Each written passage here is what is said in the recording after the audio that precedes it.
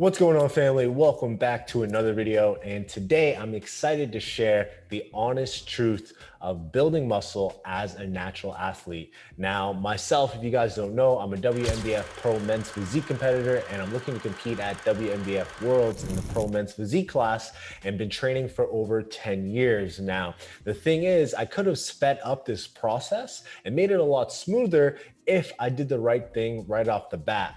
And I find that a lot of people might get discouraged because they don't have consistency, they don't have motivation, and they find that they fall off because they're not seeing the results that they want to see. So in today's video, I'm going to give you the honest truth about building muscle and how you guys can optimize it to ensure you're getting the best results possible. Before we get into today's video, please subscribe. And if you don't like me, you can always unsubscribe later. And let's get into today's video. So the first thing I wanted to talk about was expectations of muscle gain as a natural athlete. And if you look at the research, we can see that it is recommended for us to gain 1% of your body weight per month. This way, we're going to optimize muscle gain and also minimize fat gain. Now, this is extremely important as a natural athlete because we're limited to the amount of muscle we actually can build. So we should spend the majority of our time in a building phase. Now, flipping things around, a recommendation for cutting is actually 0.5 to 1% of your body weight loss per week. So with these numbers in mind, we can see how easily we can take the bulk too far and actually leave gains on the table. And this is what I mean. So if we gain more than 1% of your body weight per month, then we'd be gaining excess fat. And every single pound to 2 pounds of extra fat you gain per month will be an extra week of dieting. Now, put this in perspective. Every single time you go out and you cheat on your diet, and you might do this a couple times per week, a couple times per month, you're adding an extra week of dieting. So throughout an entire year, if you fall off your protocol and you're not following your bulk to a T, what's gonna happen is you could be adding an extra 4 to 8 weeks or even 12 weeks of dieting that you didn't need to add, which actually takes time away from building muscle. And number two, if you're extending your cut longer than it has to be, you're going to be risking muscle loss. So overall, it's extremely important that you follow your bulk to a T and you are committed to ensure you're getting the most gains possible during your bulking phase. So to put myself as an example, when I first started my fitness journey, I weighed in at 126 pounds. About 5 years later, I ended up stepping on stage at 165 pounds or a little bit less because that's the weight class I competed in. That would put me gaining 39 pounds of lean tissue in 5 years, which I do find a little bit faster than average, and that is 7.8 pounds per year. It might not sound like a lot, but that is actually a pretty fast rate of gaining muscle. But I do believe that I was very underweight as I was under eating and I wasn't training at all, which contributed to me gaining muscle a little bit faster at the start. Now, fast forwarding about another 5 years, I've only gained an additional 5 to 8 pounds, and that averages out to just over 1 pound per year.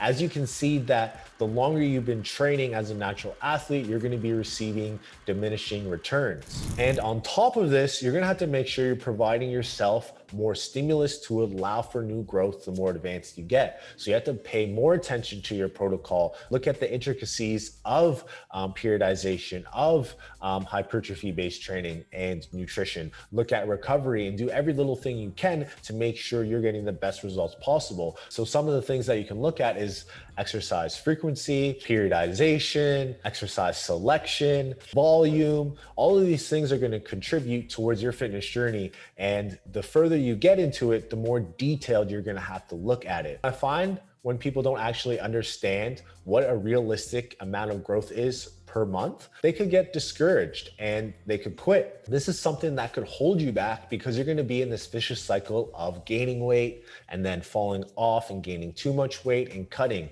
And you could be yo-yoing and never getting to the body composition you want and never building the amount of muscle that you want to build. But if you are consistent with all of the small things and you are adherent to following your macros, hitting your calories, following a optimized training protocol, you're going to be depositing pennies over time.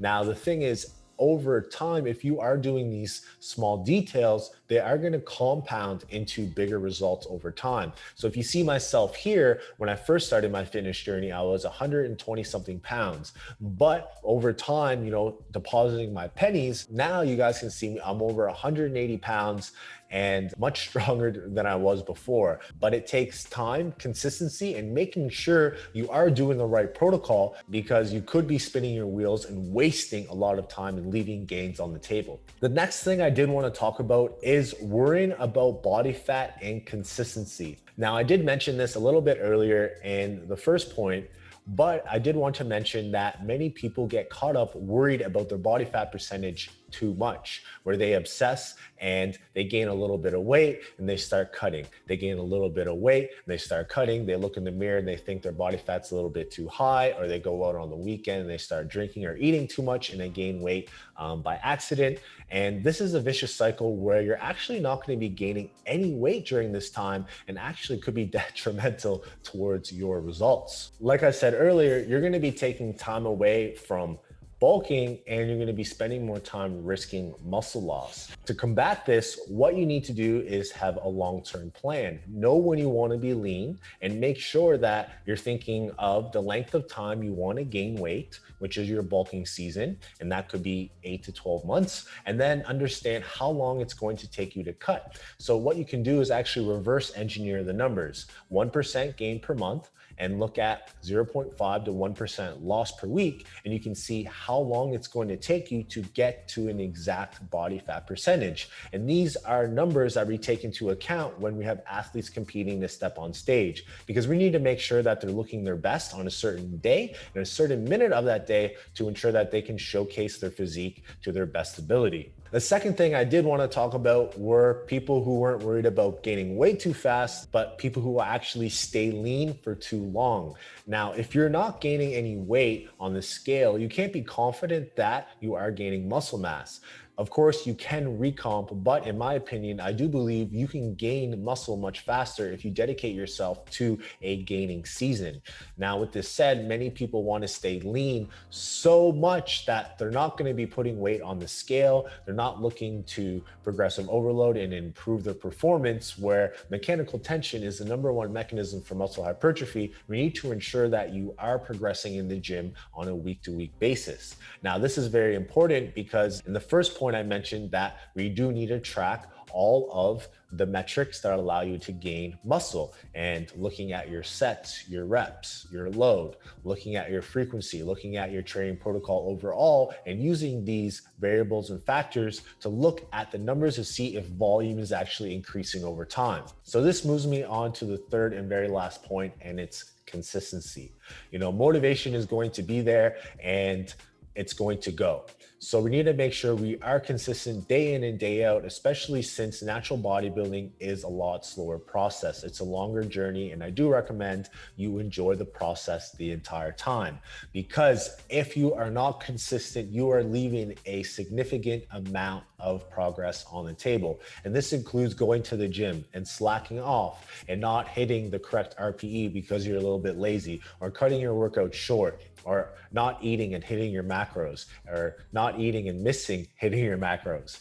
All of these things are going to contribute towards your fitness journey. And if you aren't on point day in and day out, you're not going to get the progress that you want to see. I hope you guys gained some value from this video, put some things into perspective, and saw how important it is to follow a precise and optimized training protocol, as well as an optimized nutrition protocol, and understand that consistency is going to be king. And lastly, having a structured plan long-term is going to set you up for success, because you are going to be able to predict what you need to do to get to the physique you want to build. So other than that, guys, I hope you enjoyed this video. If you guys liked it, please let me know. Subscribe if you're not part of the team, and I'll see you guys in the next video. Peace. On my own, no fixer. I'm gon' ball, no picker. That I ate those, they live for. Talking on my back, go figure. Whole team eats for spitter. Never was the one to go flicker. No face, no